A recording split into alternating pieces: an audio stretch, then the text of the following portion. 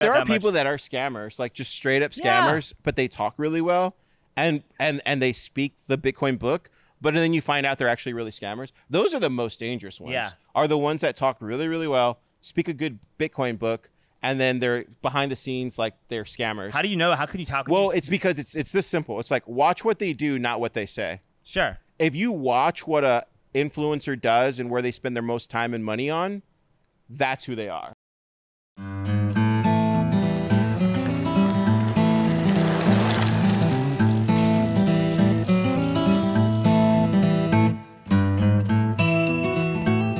Amazing, dude. Glad to have you back. Thanks, dude. It's been a while. Is it what No, it's been over 2 years. It's been over 2 years. It was right around when I first met you, I think. Well, that's how we first met. Yeah. Literally how I was trying to get myself into the Bitcoin space, and I just started messaging everybody, and then you got back to me. Yeah, I tend to do that to people. And get now back to them. We have this beautiful friendship, and I love it. Hey, man, I saw you at the lab this week. It's good that you're leveling up your Bitcoin skills and privacy skills. What brought that on? Paranoia. Oh, okay, that's good. That learning more, the more you learn, the more paranoid you become. Right. Anything else, or the price, you think? I mean, the price is good. Yeah. A lot of people who are, I think, newer get really happy and euphoric during this stage. Yeah. And I think because I've been around for a cycle, I'm like more nervous and paranoid and just like always on my toes and just thinking constantly and just like really focused. I think that's another reason why I'm not making as many videos, actually. Yeah, that makes sense. Because like you're taking care of your own kind of. Yeah. Because nobody pays me to make this. I come out of my own pocket to do this. Like I don't have a company nobody's paying me money to do this. Like I don't get money from I don't get donation money. I don't get anything for this stuff. Oh man. You know, the only thing I get is good energy, which allows more people to go on my pedicab. Is really kind of where we're at. Yeah. So now I'm like, the price of this asset that I bought is doing really well. Yeah. Now I'm just thinking about okay, when do I make these life improvements that I need to make it so that I don't have to worry about have to feel this kind of stress and paranoia ever again. Yeah. So I think that's kind of a big reason why I'm not making as many videos.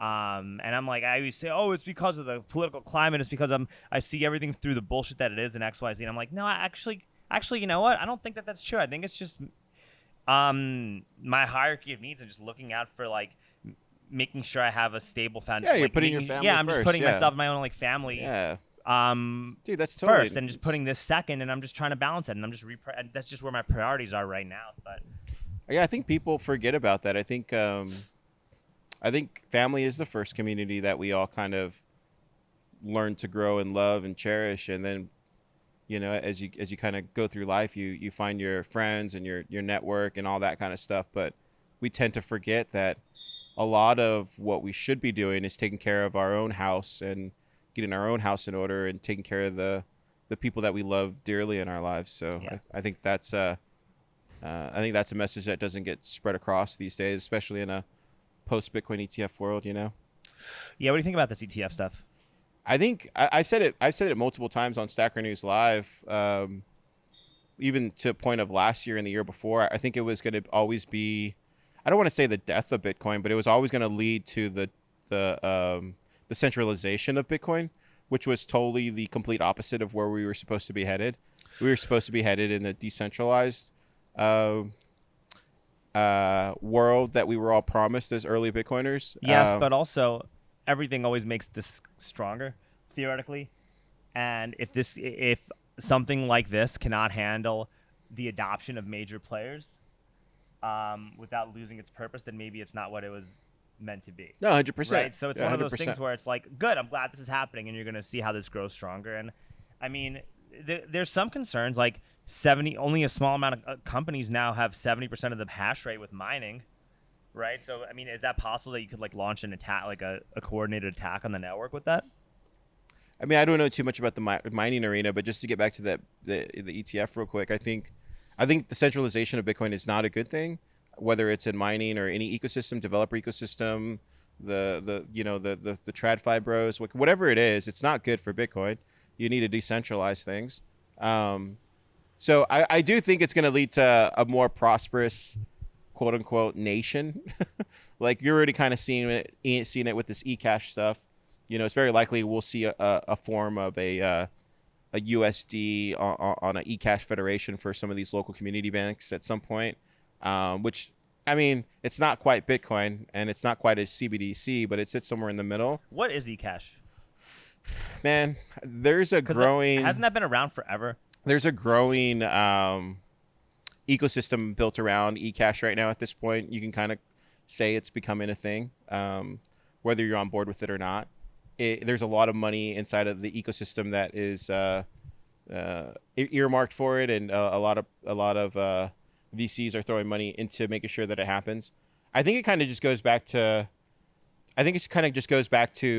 Biden becoming president and him really wanting to put a really kind of a stranglehold or a chokehold around Bitcoin. But he did earmark, I think it was like $9 billion to some of these community banks and federal credit unions when he came into office. I think it was like a 22. I'd have to go do the research again, but I think, long story short, I think eCash gets us to a place where we could have a reserve, a USD token of a sort, or maybe it's Tether. Who knows where it's headed? But not I think a CBDC, but a CBDC. Yeah, right? it won't be like a CBDC, but it won't be Bitcoin either. It'll be somewhere in the middle, and it'll be a. I think it's kind of where this kind of post Bitcoin ETF world took us. It's a half measure. But like, what's it backed by? I don't know, man. It's still early. Is it like backed by the US dollar? Is it backed by gold? Still early. If so, how is that any different from the dollar? I mean, you know a lot of, or do you use something like eCash to help pay the debt off? You know a lot of eCash developers in this town. I would ask them. I'm somebody who's just like a, I kind of see it from like a 50-yard line view. I'm not in the weeds every day, but I don't think it's a bad thing. It helps developers. It helps the ecosystem. It helps America. It helps local communities. Like, it's not a bad thing. It's just not ideal. It's not Bitcoin, So, but it's still there, right? And it helps facilitate a Bitcoin standard. And if people learn the right privacy tools, you just, you can transact independently of the system. It's just the way it played out. I mean, This is where I think there's people that don't want to believe in this, or they want to fight it, or they want to. It's like, dude, you got to accept things, and you got to just realize this is just where we are. Or you can argue and say this is not where we are, or you can just believe in what you're doing and carve out a different path. But this is the reality of the situation, and people just need to understand that it's not going away. Yeah, I think that everything seems like it's a spectacle right now. Yeah. Well, it's election year, right? It's insane. Like, the fact that an anti-CBDC bill passed the House is really good. Yeah. And it might pass the Senate. And Biden vetoed this crypto bill, but 10 Democrats voted for it. And maybe you whip up votes to override the veto. And either way, this just kind of ensures that Trump gets back into office. I don't understand how it doesn't, because now you have an entire industry that's going to put a lot of money and effort into getting rid of Biden, where that type of power did not exist in the crypto industry 4 years ago. And then you set the tone to like adopt these things into practice in the next term.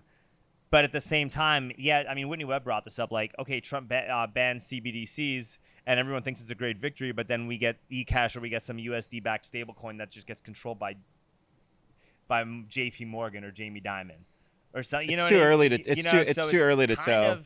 It's still too early. It's early, but I mean, I guess that's like, I'm always worried, man. I'm always thinking like, whenever we're winning, I'm like, I don't know if this is good. And then whenever people think everything is really bad, I'm always kind of like, I'm always against the grain. I'm like, no, dude, stop. We're winning. It's like, I always feel like I'm just going against what everybody's doing, I would say, there's a lot there. I don't want to go too much into like that's going to turn out this way. I kind of got away from that thinking. I think that doesn't help, right? Like, especially if you have an audience like you do, like it's not good to spread out things that we're not necessarily sure if they're going to happen or not.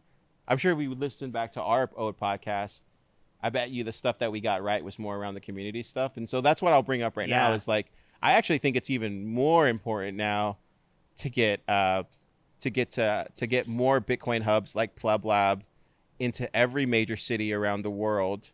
And I actually think this next cycle that we see, we're going to see more Bitcoin hubs pop up. Just here, like in the past 4 years since we've been doing Pleb Lab, like we've already helped 5 Bitcoin hubs launch themselves, right? And so this is where I kind of see the next, you know how last time was meetups, like all these meetups were popping up, Yeah. and these clubs. This cycle is going to be nothing but Bitcoin hubs. And I think as long as we have a Bitcoin hub in every major city around the world, I think we will be fine. Because I think for something like this kind of technology, you can have the CBDCs and the eCash stuff and the Bitcoin stuff and the shit coins and all this other stuff. But if you have a based hub with based Bitcoiners, you'll be fine.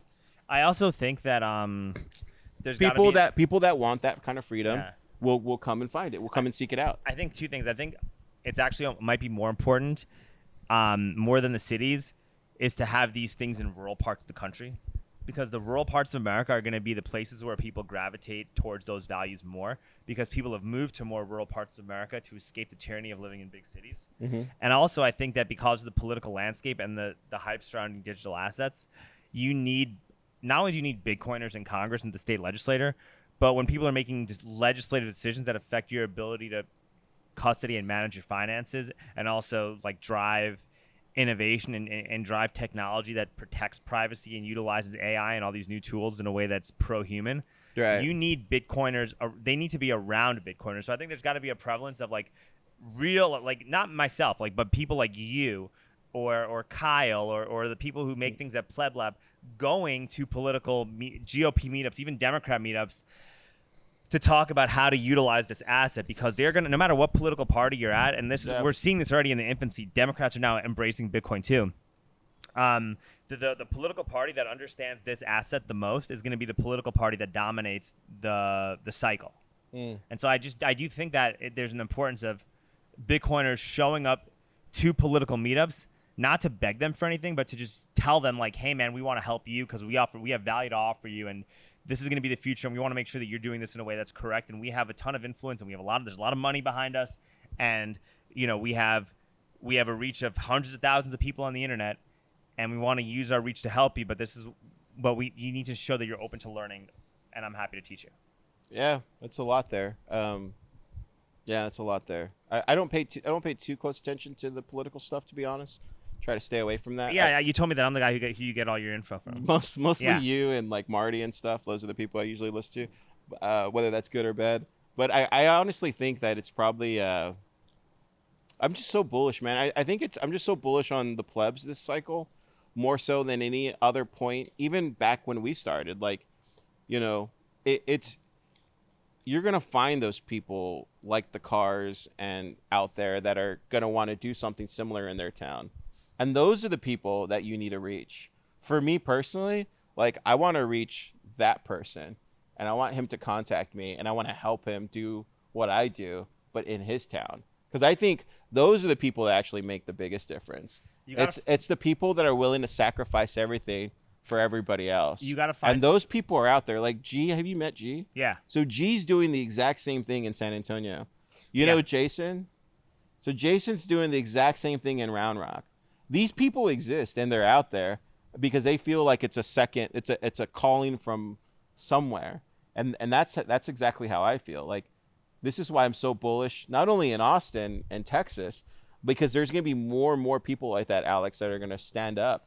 And then you need to find like the other people, like the Pierre Richards and the Parker Lewises, to go and talk to these other people.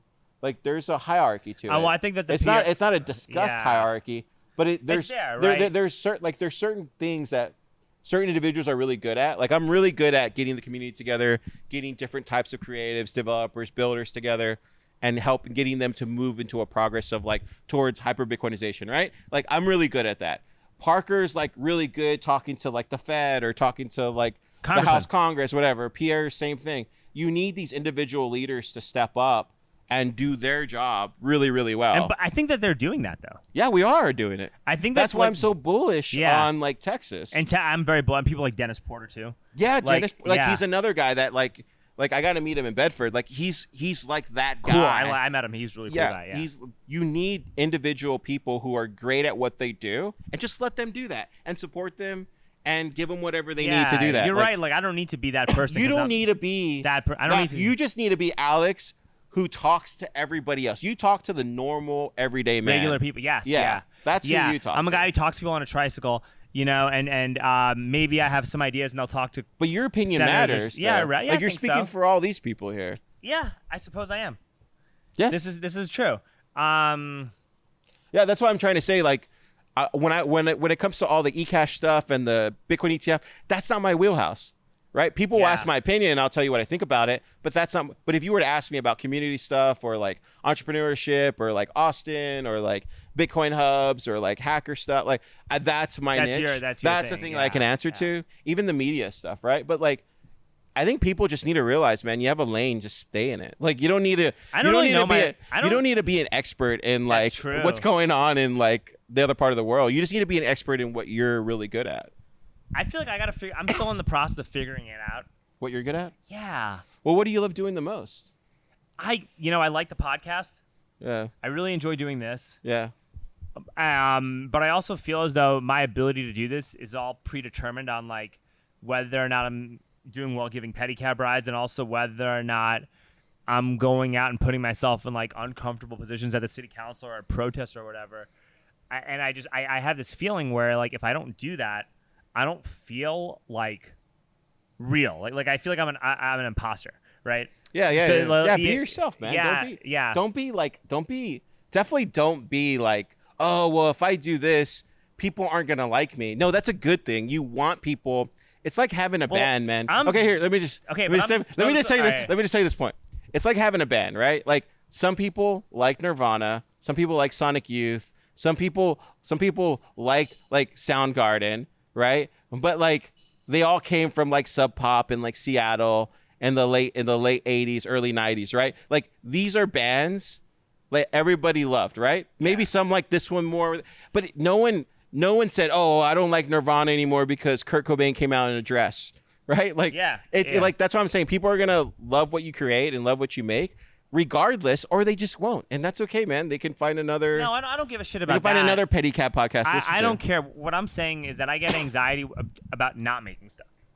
Right? It's not like when I make something, I'm like, oh my God, I really wonder what these guys are gonna think of me. I really hope that they like me. Like, no, dude, that's fucking weak and gay. I'm not what are like you that at all. complaining about? What I get anxious about is if I go through like a 2-week period of not making something. Yeah, dude, you should be. That's what I'm saying. Soul. Yeah, it's your soul yearning. That's what I'm saying. It's your soul yearning to create something. Yes. Yeah. And so what I was trying to say is that I think that my ability to do these podcasts is predicated on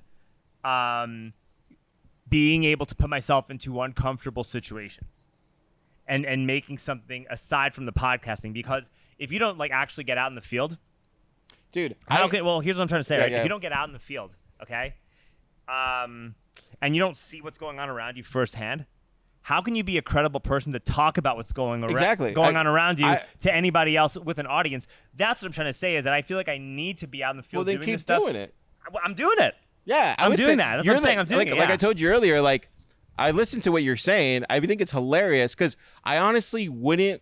Okay, I'll tell you this. Okay, this is the best way to explain what you do, at least from my point of view. Yeah. And I hope it doesn't offend you. No, it's fine. I actually would not watch like CNN or NBC or ABC. I would not watch any of this stuff. There was a time when I was younger, I used to watch the Jon Stewart show or whatever. Yeah. I don't watch that anymore. Okay. But I consider you more like a Jon Stewart, where like the only way I would watch any of this political stuff if it was funny.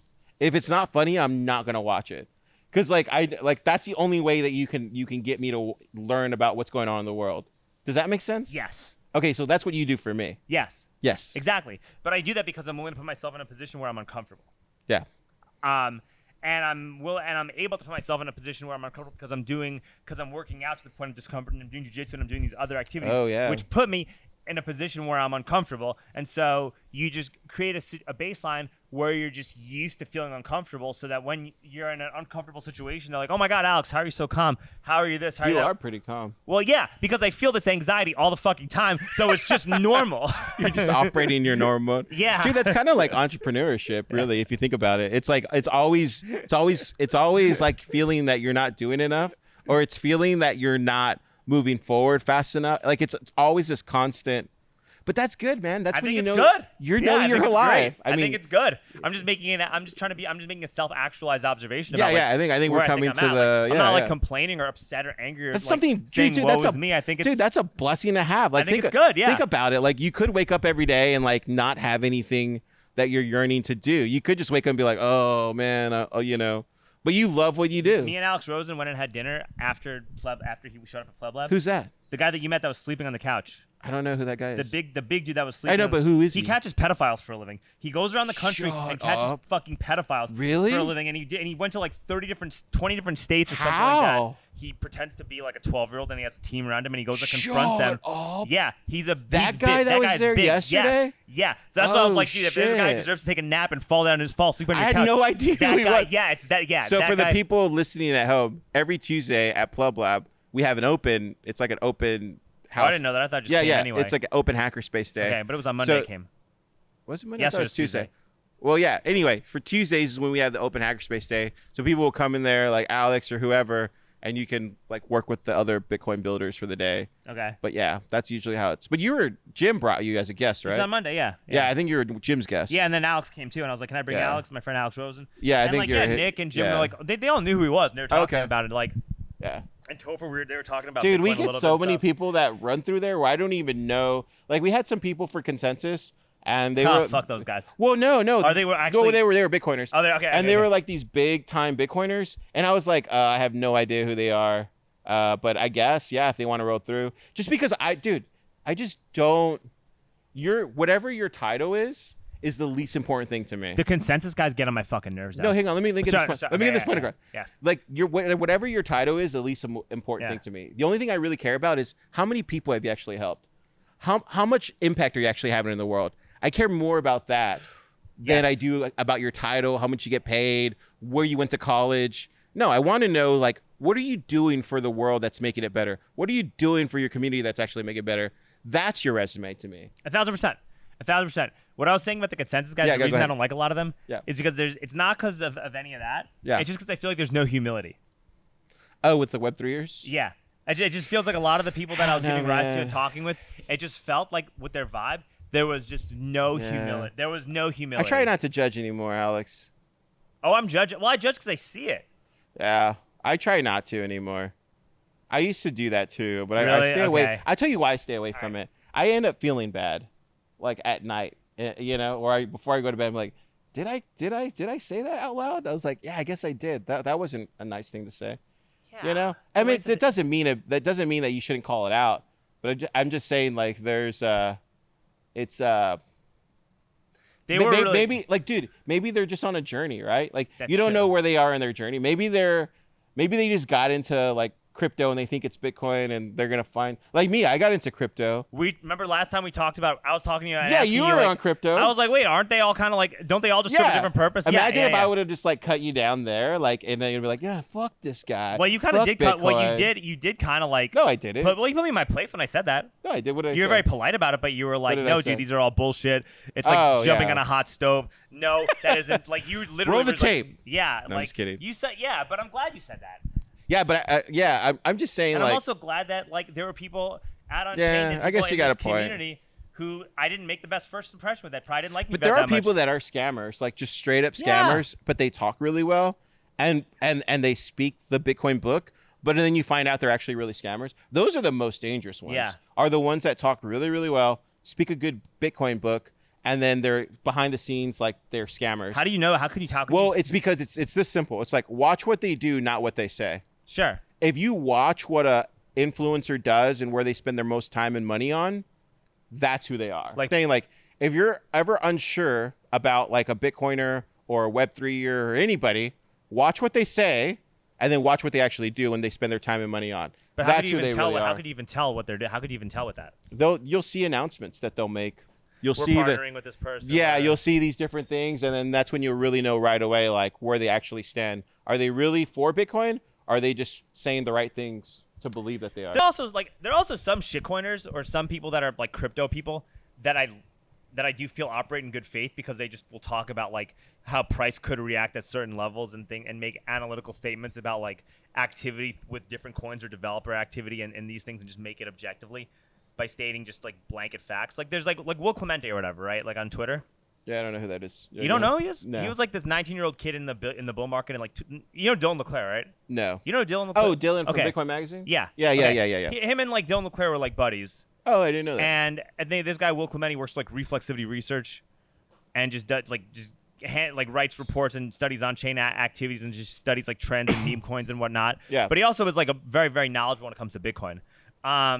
And so when he says something about like how the behavior of a stock might look or something like that, like I don't think he's operating in bad faith, even though he's not talking about only Bitcoin. Yeah, I don't know. If that makes sense. I don't know. I just know what I believe and what I've seen in the space, and those are the things I look for. I look for those things, and if they don't, like, if in my head, like if I see something and it doesn't make sense, and I have like a weird feeling about it because what they're saying is different than what they're doing, I stay away. Yeah. It doesn't mean that I will not talk to them or not associate with them. I just arm's length.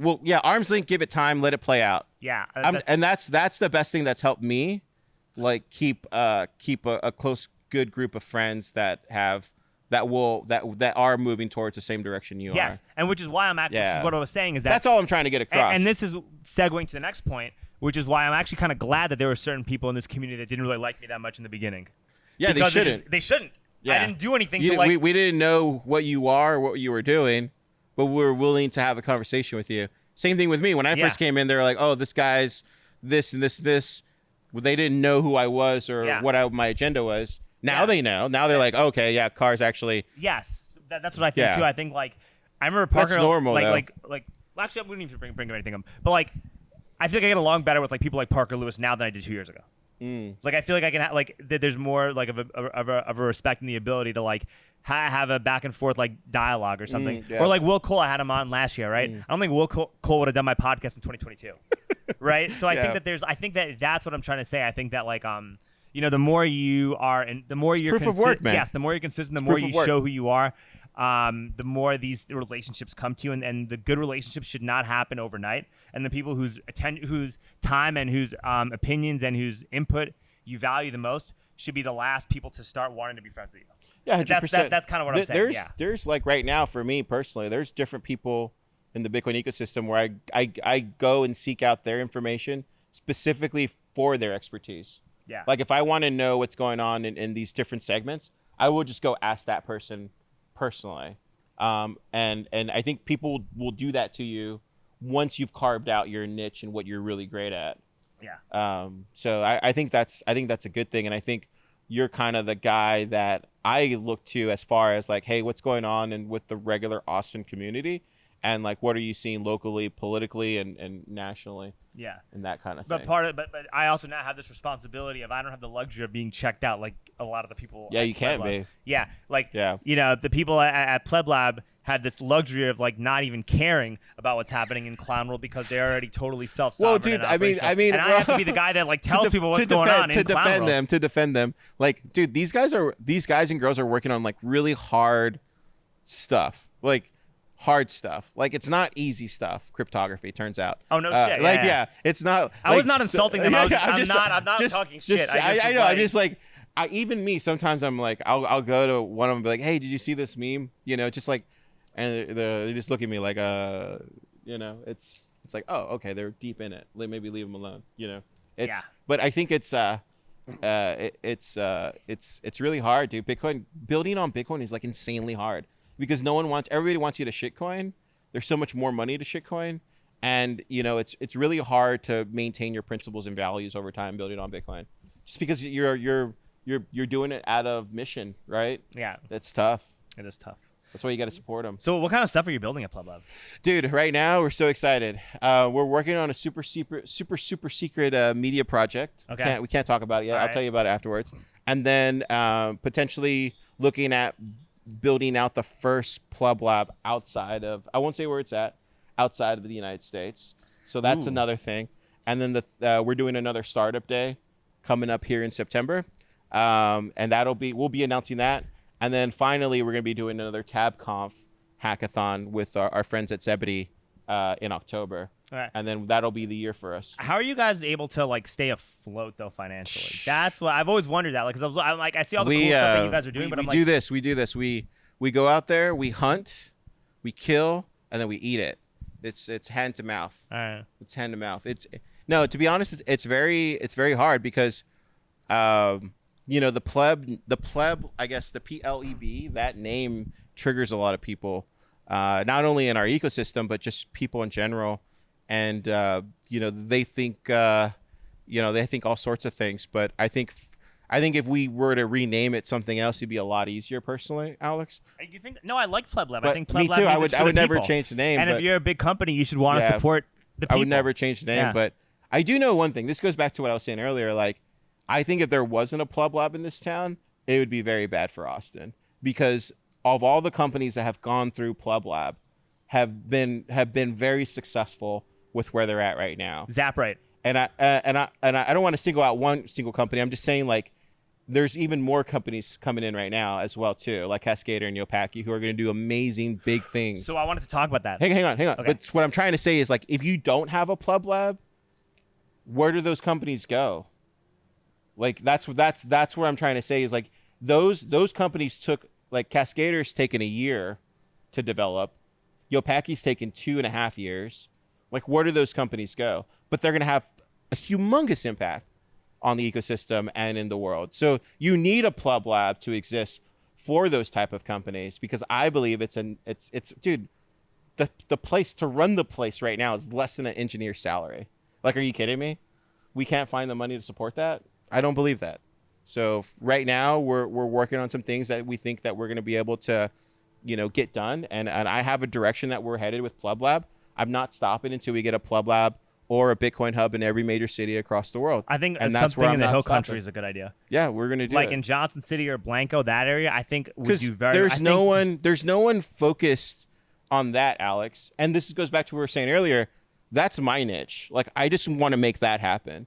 And so either we're gonna make it happen at Pleb Lab, or I'm gonna force somebody outside to do it, because they're gonna see all these Pleb Labs pop up, and then they're gonna have to launch. I think that there's got to be a push to get restaurants and small businesses and even municipalities in smaller towns to embrace Bitcoin on a full-scale level. Because if they don't, then those woke mega corporations are going to just come in and overtake what was built in the town for hundreds of years. I don't know, man. I'm really bullish, man. I'm like insanely bullish on the plebs this cycle.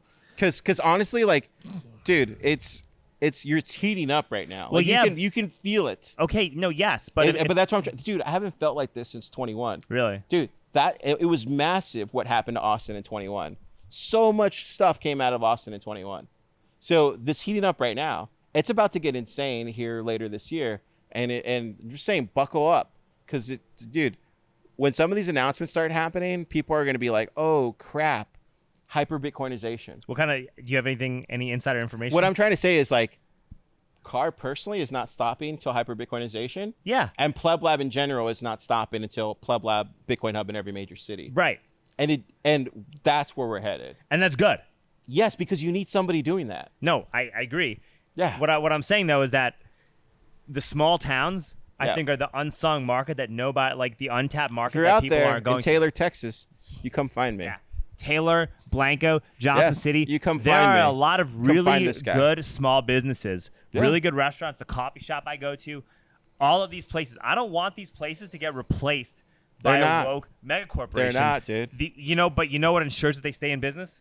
Bitcoin. Adopting Bitcoin. And that's why I think there's got to be a concentrated push to foster Bitcoin education in these smaller towns almost as much, if not more, than in the big major cities. First it started with meetups. Yeah. Then it's going to be hubs, and then the next cycle we'll get there. It's going to take time, dude. It's not going to happen overnight. Like, it's going to take time. We're getting there. I got to just start bringing some of my friends. Like, I got to start get a little tighter with some of these business owners and just say, hey, every first Thursday of the month, come with me to Unchained Capital and meet some of these they're people. just not ready. A lot of these local businesses are just not ready for it, right? We just need to have the tools and the on-ramps and everything ready for when they are. And that's kind of where we need to be. It's also overwhelming. Just getting into this is really, like, I get overwhelmed. We were talking about this earlier. There's always just like, I don't think so, dude. I was just on a Christian retreat 2 weeks ago, and we got into the discussion, outside of God and stuff, but we got into the discussion around, like, what we do for a living and stuff like that. And as soon as I started telling them about, like, first I usually say, oh, we do a developer thing, developer space, and I kind of go that, and then they start digging more. But you'd be surprised, dude. Some of these people just had no idea how Bitcoin worked or anything like that. But once you kind of start explaining it to them, they're like, oh, well, interesting, okay. And they slowly start. It kind of goes back to what we were just saying, like they're going to listen to a brother in their Christian family before they'll actually listen to somebody on TV. Do you know what I'm trying to say? Yes. That's why like it's just going to take time, but people will slowly start adopting these things. But it also, not only is it going to take time, but you're going to need to have these tools, hubs, resources, events, meetups, classes, schools. You're going to need to have all this ready for them when they do. It's the same thing like anything. And I said this last time I was on the pod. It's like the Gutenberg press, man. You didn't just have the Gutenberg press and then everybody was reading overnight. No, it's like slowly you got the novelists, you had the writers, the newspapers, and then you had a library maybe, and then you had people that were reading constantly, and then it transformed the world. It's that type of technology. You need to have these hubs in every major city because in order to make something like this scale to the world, you have to go and learn about it, and you have to go and create the people that are going to do it. And that's why these hubs are so important. And I've seen that clearly since 2021, man. And that has been something that has been my North Star. And that is something to me, when I see where it's headed, it's completely obvious to me. It's like a premonition from God. Well, so that's the thing too, right? And I've started like reading The Sovereign Individual, and I'm like halfway through Parker Lewis's book right now. Yeah. Gradually, then suddenly. One of the things I'm gathering is that new technology and digital money is gonna, no matter how hard you push, it's eventually gonna foster freedom and remove dependence from the administrative state, and force like governments and municipalities to create societies that foster growth and that put community over the state. You know what I mean? I think it's much easier than that.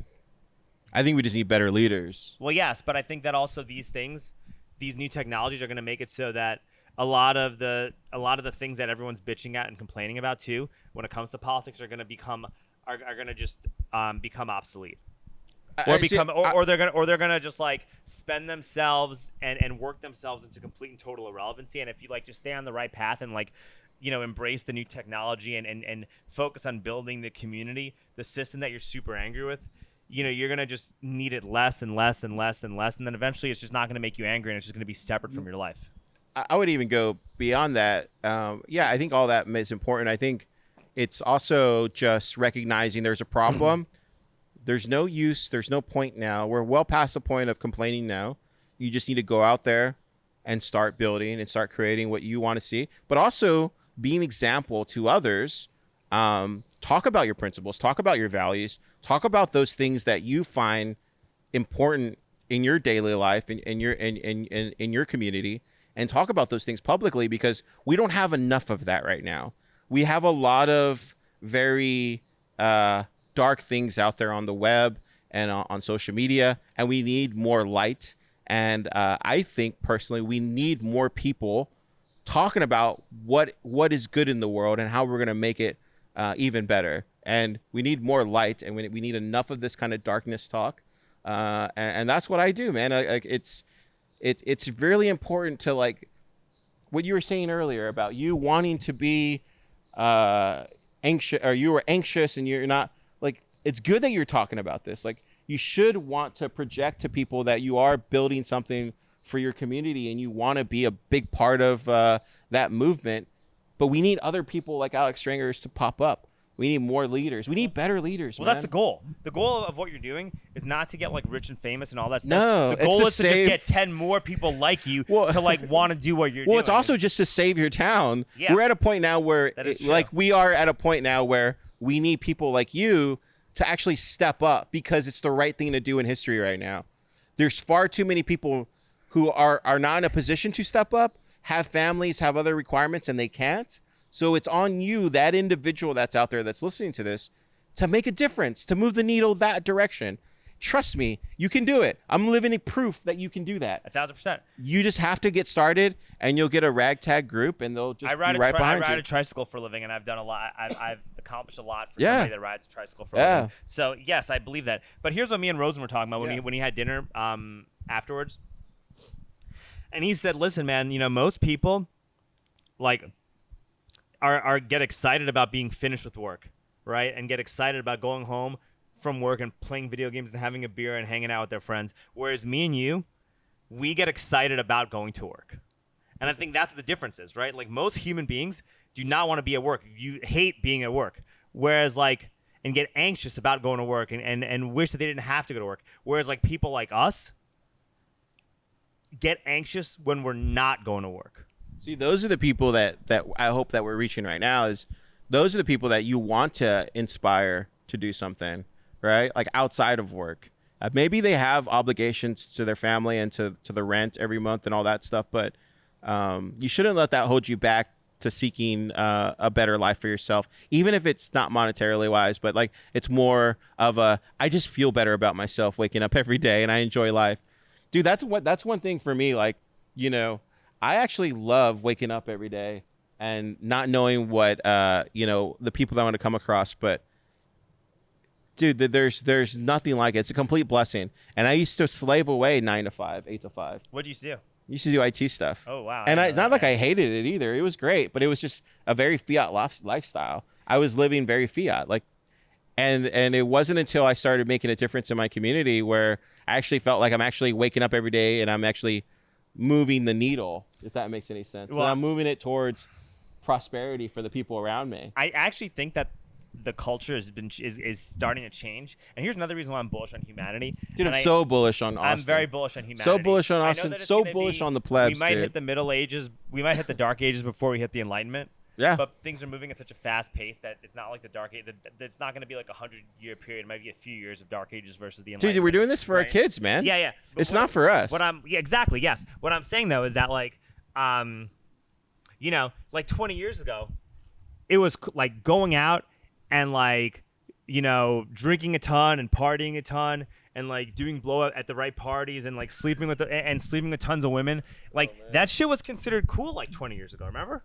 I wasn't hanging out with those people. But it was though, like socially, like from a sociological standpoint, like it was considered. I think we were all just psyoped into thinking that stuff is cool. Yeah, we were just a different time back then, dude, man. now, like, now the opposite is true. Now it's like lame and fiat as fuck to do that stuff, right? Like now, it's cool to believe in God. Now, like the idea of not drinking and working out and doing cold plunges and, you know, creating a culture of wellness and learning about sound money and acquiring as much knowledge as possible. That's not just here in Austin? Is that just in Austin? I feel like that's just in Austin. Or is that in other places too? I haven't traveled enough, but that's still good. Like it wasn't like that. That's like in Los Angeles. And I don't know. I haven't been to LA, but Austin's a melting pot of people from all over the world.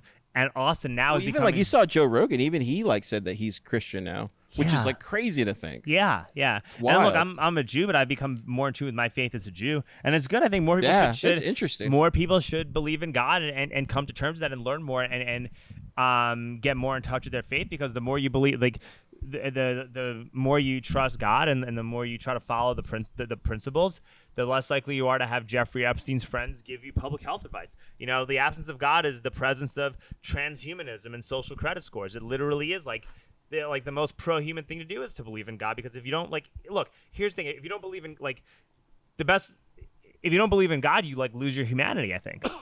And I think the reason, I was just gonna say, I think everybody's on their own journey. Yeah. I don't want to say somebody should believe in something. But I do think that the path towards believing in God is the path towards preserving your humanity, and the reason is that the belief in God will prevent you from merging with AI or a machine for the sake of personal gain.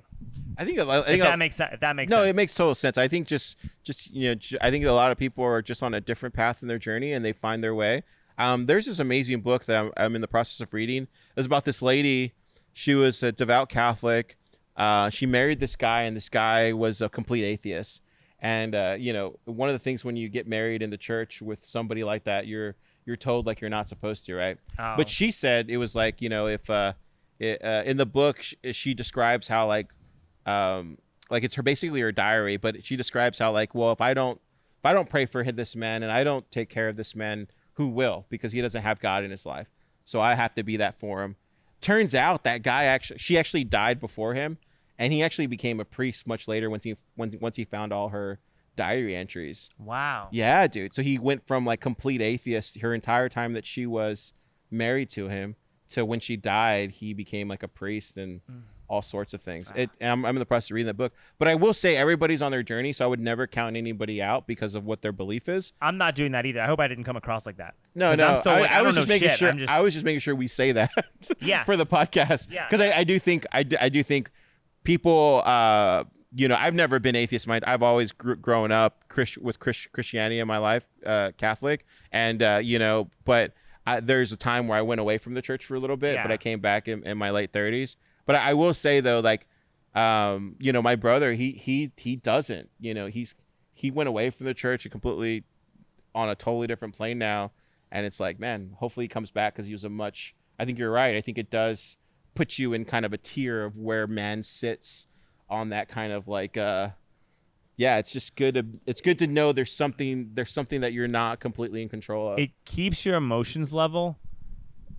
It does something to you. It keeps your emotions level, and it gives you more clarity to make the right to do the right things, 100%. or to follow your path. I think that, like, I mean, you were talking about this earlier. You've noticed me getting more mature the past year. 100%, like, dude. You're completely different. Yeah. Completely different. And I loved your Ninja Turtle stuff. Oh, thank you.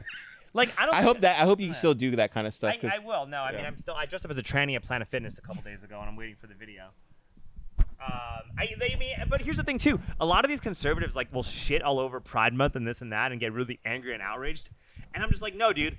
Pride Month is my favorite month of the year because I have an unlimited amount of videos. I get to have a field day for an entire month. And you want to know how you stop this crap from proliferating? Is when you have more fun than they do. Will you do me a favor, or at least think about it, contemplate it? So I saw a video that you did with the trans stuff, and I at first I was laughing, and then the more I thought about it, the more I was like, oh wait a second. So I just want to ask you if you will. And it's more of something I want you to ponder and think about. Would it be more hard hitting if you went into these things and you started off that way, but you cut somewhere in the middle and you said, no, my name's Alex, I actually do this, and you actually are serious, you then turn serious? Because I would imagine there's been some times where there's kids in the room that have seen this act, and I would wonder what it's doing to them. Just something to contemplate. Then actually, when I saw the video, I was like, man, maybe I should tell him, maybe I shouldn't. Well, but I was like, but maybe. Let me stop for a second. All right, go for it. At city council, there were no kids there. Okay. I didn't see any kids at city council. At the school board stuff, I've done stuff like this at school board meetings. You're actually correct. That's why I'm wondering. You are actually. I want to hear more of this because there's something to what you're saying. I think there's something about that. I don't know what it is, but it did cross my mind, and I was thinking to myself, would it have a stronger impact if you started off that way, but then you took all it off and you're like, actually, my name's Alex Stranger. I own my own business. I do this. I'm doing this for my future kids because I don't want them to think that's normal or something like that. I just want you to think about that, because I think that actually would land a lot harder, and it would set a better example for the kids in the room. I'm just more this talk about our Christ journey. I'm just more thinking in that kind of mindset. It's like thinking about what it looks like to those individuals. It's interesting, but because they don't know. I don't know if they know it's a joke. A lot of the parents that bring their I've done this at school boards that are very woke. Yeah. So a lot of the parents that are bringing their kids to these school board meetings are also bringing them to the drag queen story hour. Okay, gotcha. So I don't know if that's really having too much of an effect on the kids. If anything, it's just kind of showing how absurd this stuff is. So when the parents get mad at me, I'm like, well, why would you bring your kid? So then you agree that it's not okay for a drag queen to read to your children, right? And there have actually been times where parents have yelled at me after these meetings. Why? Because of the videos, you're a piece of shit. Fuck you. My kid is there. You're gonna, I've actually had that happen to me. And I think that when it comes to school board meetings, that's why I try to bring a cameraman with me. That's why I've been bringing a cameraman with me everywhere I go at these meetings, because sometimes the best footage is after you leave, right?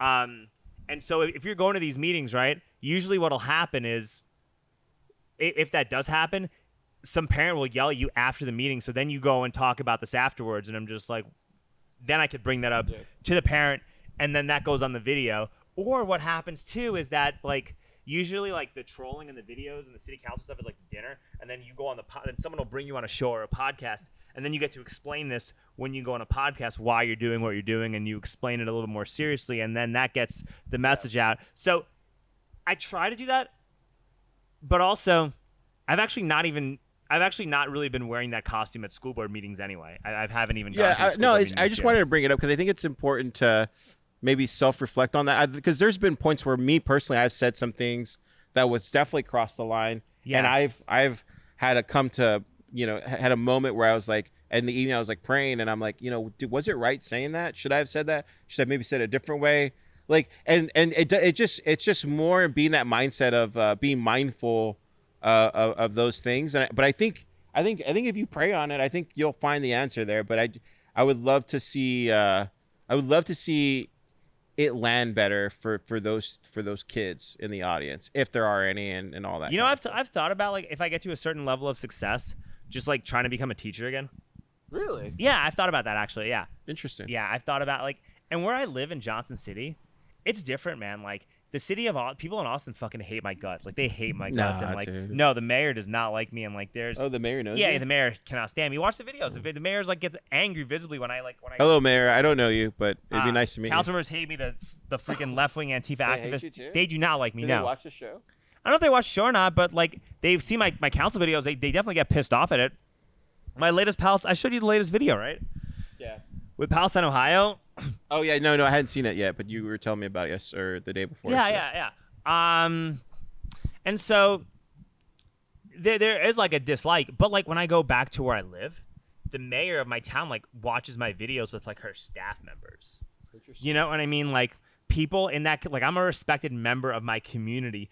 Like I'm looked at as like a respected business owner, and possibly activist where I live. And people would be like, oh my God. And people still say, hey, thanks for doing what you're doing. And I get a lot of love when I'm giving pedicab rides and all that stuff. So don't get me wrong in that. But like, I could theoretically maybe work in like I don't think I could ever get hired for a job at AISD to like substitute teach. Because I think if I substitute taught or did something, I probably could offer a lot of really good advice to children, right? And offer like a realistic sense of perspective. Like, oh, you don't have the grades to get into college. It's okay. Like, you're a part of the tool belt generation. You'll make more money being a welder anyway, and you'll be able to own investable assets, and you'll have Bitcoin, and you'll be able to like custody your finances, and you'll be able to own land, and you could go always hop on this pedicab, and if I have an extra bike, I'll lend one. You could always do. There's always stuff like that, or you could just say like when talking about the sex ed stuff, you can't go super puritanical, but you could just give like legitimate reasons as to why it's bad to have too many sexual partners, and talk about how much more likely you are to get divorced per each extramarital partner you have. And if you're with someone and you're like, talk about, oh my God, I want to explore being single, or I want to explore this and that and find myself. And I'm like, well, what? You want to explore worrying about getting an STD? You want to explore being scared of genital herpes? You want to explore your first abortion? You want to explore driving your girlfriend to a clinic? Do you want to explore the idea of looking over your shoulder because you fucked the wrong dude, you fucked some dude's girlfriend? You know what? Like, is that what you want? Like, is that what you want? Like, are you looking forward to like going out with some piece of shit who beats the crap out of you for no reason? Like, there's so much stuff that like comes into the like this lifestyle that people glamorize. And you work in some of these schools, you could just tell them straight up, like, finding yourself and building your legacy is fine, but that's not independent of having a partner. Your partner builds your legacy with you, and embrace that and be happy with that. This is where, just to go back, people listening at home, this is where going to church, man, makes a difference. It keeps a lot of those things away. Like, it's funny how like as soon as you start going to church and being a good Christian or whatever your faith is, like it's funny how those people don't find you. Like it's almost like repellent. Yeah, I've noticed that. And what I've noticed too is ever since like I think since about April, right, of 2023 is when I've started like kind of praying and saying the Shema and doing certain things and trying to do it gradually so I can be consistent. Right. Even like wearing hats more instead of wearing a kippah, just doing something to have a head, like doing something, right? I've noticed that I've been making better videos, I've just noticed that I've been better at at speaking to people on podcasts. Like I've noticed that I've been better at communicating with people when I'm giving rides. Like I've noticed that I've been like a better partner to Vanessa. Like I've just noticed that I've been like working out more. Like, you know, that one time where I saw Bill Barr, the Attorney General, maybe if I like hadn't had a better relationship with God, maybe if I wasn't praying or doing any of that stuff, maybe I wouldn't have had the guts to say anything. Maybe I would have messed up. Maybe I would have sounded really stupid. Maybe a whole bunch of things would have happened. When I went to the city council with the Russell Brand stuff, where Russell Brand had all those women accusing him, and then of sexual assault. And then no, just in general, and like it was a big thing in like September. And then it was Rosh Hashanah, so I didn't pedicab that whole weekend. And there was a football game, and I decided to not work and go to temple and be mindful of that. Like all of a sudden, I came up with the idea that maybe I'll just go to city council and say that I was assaulted by Russell Brand too. You know, and like maybe I wouldn't have come up with that idea if I wasn't, if I had not been in temple, right? Like, because I think that sometimes when you have an idea that's big, maybe God was there giving you that idea, and it wasn't you who came up with the idea. Not to say hopefully he doesn't tell you to do something crazy. I don't know. Not to say that like God told me to say that I was like raped by Russell Brand, but I'm just saying that like sometimes you feel something that you feel an idea or feel an energy or feel a voice or some idea that comes to you, and you're like, maybe that wasn't my idea. Maybe that was something else that gave me that idea. And if I wasn't like into it, my spirituality or praying, like I would. I didn't. Sorry. I'm sorry. Okay. I feel like we're derailing the podcast. No, what time is it? No, we'll get like 10 more minutes, right? I gotta jump out. What time is it right now? 4:30. That's fine. I didn't get a chance to pray last night, and I didn't pray this morning because I had to go do this ad stuff, and I just was a little off. And I've noticed that my mind, my energy is not as on as it could have been a couple days ago, right? And I think that all plays into it. What time is it? 4:10. Yeah, we gotta get going. But all right. Hey, you can cut all that part out. But no, it's fine. We're not cutting anything. Okay, out. It's all in there. But I will say though that it's good seeing your progress, man. It's good seeing you do it. I mean, this place is amazing, dude. Look at this. I had nothing to do with this. I know, but you did. Like you did in some small capacity. You did. Well, my shop is stored here, and it's yeah. there, I mean, but you're bringing light to here. I mean, you're bringing a lot of people here. I think so. I think that hopefully what I'm doing is. Yeah, because no one would actually, want to be around this stuff if it wasn't for people like you making it cool, you know? That is true. I think that's what it is too. Like with this type of stuff, I genuinely love this job. This job really makes me happy. Yeah. You know, people are like, and this I guess how we could maybe wrap up, but like, you know, when I do this job, people like, there's nothing else I'd rather be doing on the weekend. People are like, what are your hobbies? What do you love to do? Like, and this and that. What are your favorite things to do in Austin? I'm like, yo, this. Yeah. Like, I love this. Like, going out and riding this tricycle around and being in this, like, environment and being around these people, it makes me you look really happy, man. Yeah. I see you sometimes I'm walking downtown, and I'm like, Stringer, like that. And we always see you all the time, a lot of us. Yeah. And we're like, yo, that's Alex. But it's cool, man. I'm really happy doing this. It's really cool to have you a part of our community here in town, especially in the Bitcoin community, because you're so Alex, which is cool, man. I mean, I think there's a genuine sense of happiness, right, doing this job, and it's a beautiful building, man. It's a beautiful building, and like I just want people to associate pedicabbing with something cool because I love doing this, and I just if you've never seen pedicabbing and you're visiting Austin, come here. It's right across from the train station. Come visit it. Hop on the unjected pedicab. I just got the ad. Get off the train. Come right here and get on a bike. There you go. Car. How do we get a hold of you? Yeah, if you're looking to build on Bitcoin, start a company, or get to success in the ecosystem, go to pleblab.dev, apply there. If you're in Austin and you're looking to, talk to people in the Bitcoin ecosystem, or even want to talk to me, come on Tuesdays. Every Tuesday is Hackerspace. You can go there and learn more about us. Dude, we get all sorts of people coming in there now. So, I mean, if you're whoever you are, if you're a politician, even if you're the mayor, you want to be the mayor, or you want to be the mayor, whoever you are, come Tuesdays. That's our like official open house day of the week. And then every Saturday this summer, we're doing a workshop.